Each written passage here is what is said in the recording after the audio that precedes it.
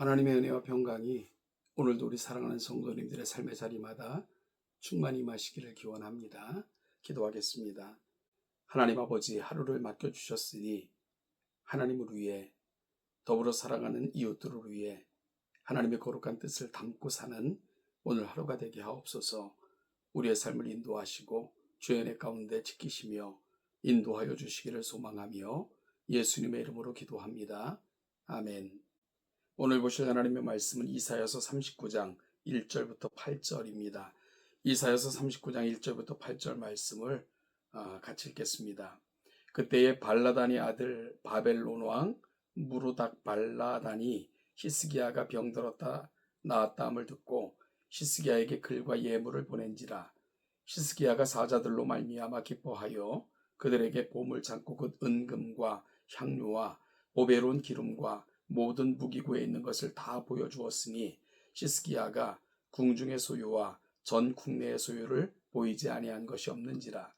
이에 선지자 이사야가 히스기야 왕에게 나와 묻되 그 사람들이 무슨 말을 하였으며 어디서 왕에게 왔나이까 하니 히스기야가 이르되 그들이 원방 곧 바벨론에서 내게 왔나이다 하니라. 이사야가 이르되 그들이 왕의 궁전에서 무엇을 보았나이까 하니 히스기야가 대답하되 그들이 내 궁전에 있는 것을 다 보았나이다. 내 창고에 있는 것으로 보이지 아니한 보물이 하나도 없나이다 하니라. 이사야가 히스기야에게 이르되 왕은 만군의 여호와의 말씀을 들으소서. 보라, 날이 이르리니 내 집에 있는 모든 소유와 내 조상들이 오늘까지 쌓아둔 것이 모두 바벨론으로 옮김바되고 남을 것이 없으리라. 여호와의 말이니라. 또 내게서 태어날 자손 중에서 몇이 사로잡혀 바벨론 왕궁의 환관이 되리라 하셨나이다 하니 히스기야가 이사야에게 이르되 당신이 이른 바 여호와의 말씀이 좋소이다 하고 또 이르되 내 생전에는 평안과 견고함이 있으리로다 하니라. 아멘.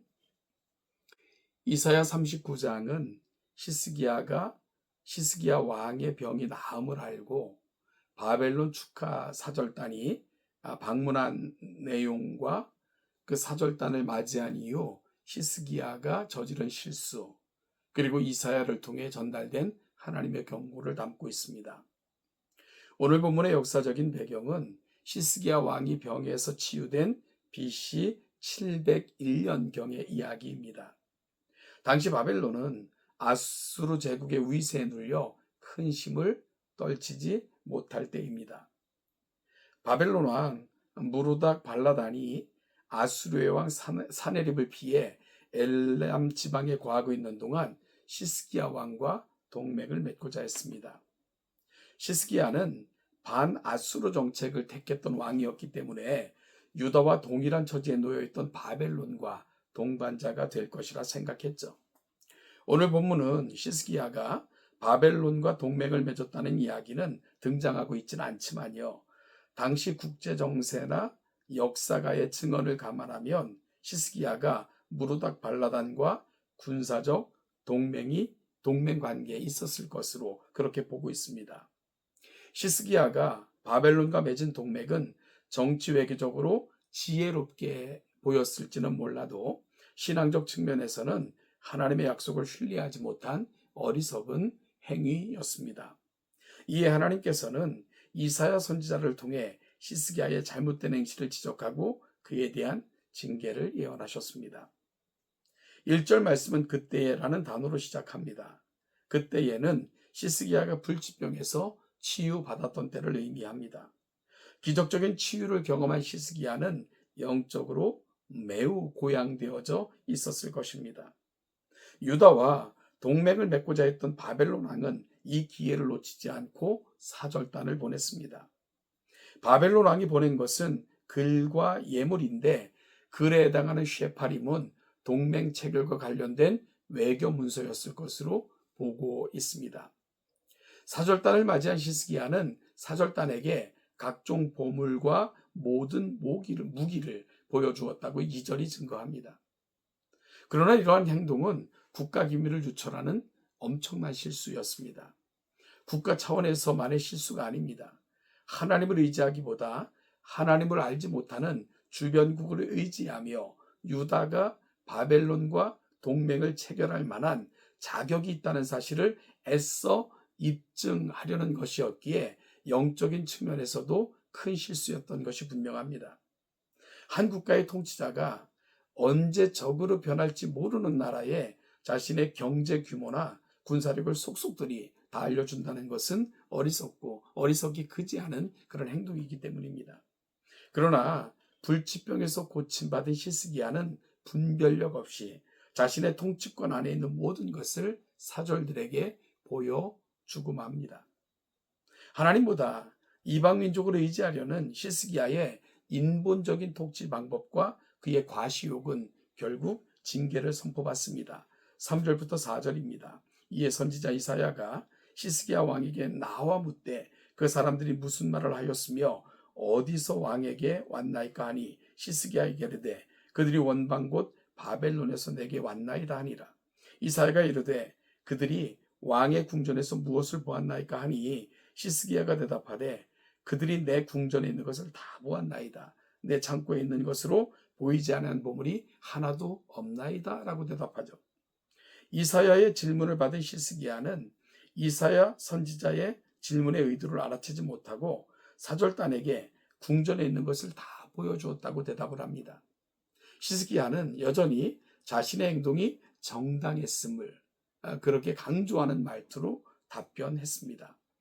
급기야 이사야는 하나님의 말씀을 전합니다. 5절입니다. 이사야가 히스기야에게 이르되 왕은 만군의 여호와의 말씀을 들으소서. 이사야는 선지자입니다. 그는 자신의 생각이나 자신의 뜻을 히스기야에게 말하지 않았습니다. 오직 여호와 하나님의 말씀만 최고의 권력자 히스기야에게 담대히 전했습니다. 6절 7절입니다. 보라 날이 이르리니 네 집에 있는 모든 소유와 네 조상들이 오늘까지 쌓아둔 것이 모두 바벨론으로 옮긴 바 되고 남을 것이 없으리라. 여호와의 말이니라. 또 내게서 태어날 자손 중에서 몇이 사로잡혀 바벨론 왕궁의 관관이 되리라 하셨나이다 하니 히스기야는 자신의 교만과 금지된 이방 국가의 동맹 체결에 대한 이 징벌로 국가적 위기가 올 것이라는 충격적 경고의 말씀을 받습니다. 이사야 선지자는 이 사건의 중요성을 강조하기 위해 마치 금방 이 일이 닥칠 것처럼 표현하고 있죠. 그러나 사절단에게 보여주었던 것들이 결국 바벨론에 의해 멸망당할 것이라는 예언은 약 100여 년이 지난 BC 605년부터 586년 사이에 있었던 바벨론 침공에 의해 실제로 성취되었습니다. 오늘 사건은 아주 중요한 진리를 깨닫게 합니다. 하나님의 백성이 하나님을 의지하지 않고 하나님 외의 것을 의지할 때 결국 자신이 의지한 바로 그것에 의해 고난을 당할 것이라는 메시지입니다. 이 메시지가 히스기야에게만 적용되는 것 아니지 않습니까? 바벨론으로 옮긴 바 되고 남을 것이 없으리라는 예언은 하나님 외에 다른 것을 우상 삼고 살아가는 우리 모든 그리스도인들에게도 적용되는 메시지입니다. 하나님보다 자신이 소유한 것을 우상으로, 하나님보다 지식을 우상으로, 하나님보다 명예를 우상으로 삼고 있는 오늘날 모든 그리스도인들에게도 해당되는 말씀의 것입니다. 결국 이사야는 히스기야 왕이 의지했던 그것에 의해 수치를 당하게 될 것을 예언하고 있는 것처럼 그리스도인들 역시 하나님 외의 것을 붙들고 자랑하고 교만히 행하면 그것들로 인하여 부끄러움을 당하게 될 것이라는 메시지를 오늘 우리는 분명히 들을 수 있어야 됩니다. 자, 이사야 선지자의 경고에 대해서 오늘 히스기야가 보여준 반응이 8절에 기록되어 있습니다. 히스기야가 이사야에게 이르되 당신이 이른바 여호와의 말씀이 좋소이다 하고 또 이르되 내 생전에는 평안과 견고함이 있으리로다 하니라.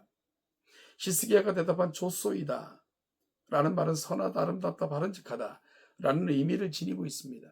이 단어는 불쾌하거나 속상하거나 나쁜 것이 하나도 없다는 그런 사실이 담겨 있습니다. 히스기야의 답변은 학자들에 따라 부정적으로 해석되기도 하고요, 긍정적으로 해석되기도 합니다.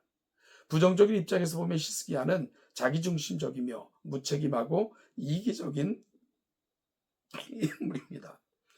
자신에게만 이런 참담한 불행이 닥치지 않으면 된다고 보고 있기 때문입니다. 그러나 시스기야의 답변을 긍정적으로 보면 시스기야가 이사야 선지자를 통해 전달된 하나님의 심판의 메시지를 겸허히 받아들이며 그것이 비록 비극적인 예언이지만 의로우신 하나님의 주권, 절대 주권으로 성취될 것이기에 선하다고 고백하고 있는 것으로 보는 거죠.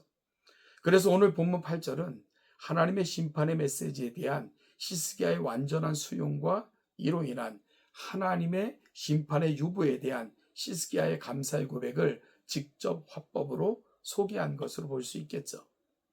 그토록 경건하고 신실한 신앙을 지녔던 시스기야, 심각한 위기 가운데서도 절망하지 않고 간절히 부르짖었던 기도의 사람 시스기야, 놀랍고도 풍성한 이적을 체험했던 시스기야, 그가 이토록 갑작스럽게 자기 자랑을 일삼고 불신과 죄악의 자리에 들어간 것 납득하기 어려워 보입니다.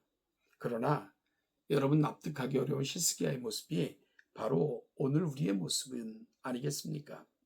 사람의 본 모습은 이와 같이 연약하기 그지없습니다. 그러기에 우리는 더욱더 날마다 매 순간 하나님을 의지하는 연습을 하셔야 됩니다.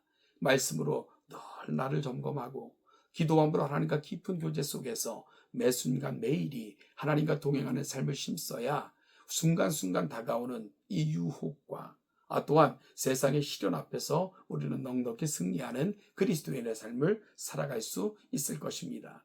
시스기야의 실패는 언제든지 우리의 실패가 될 수 있음을 다시 한번 확인받으시면서 정말 매 순간 하나님과 동행하기를 다시 한번 다짐하는 복된 이 아침이 되시기를 주님의 이름으로 축복합니다.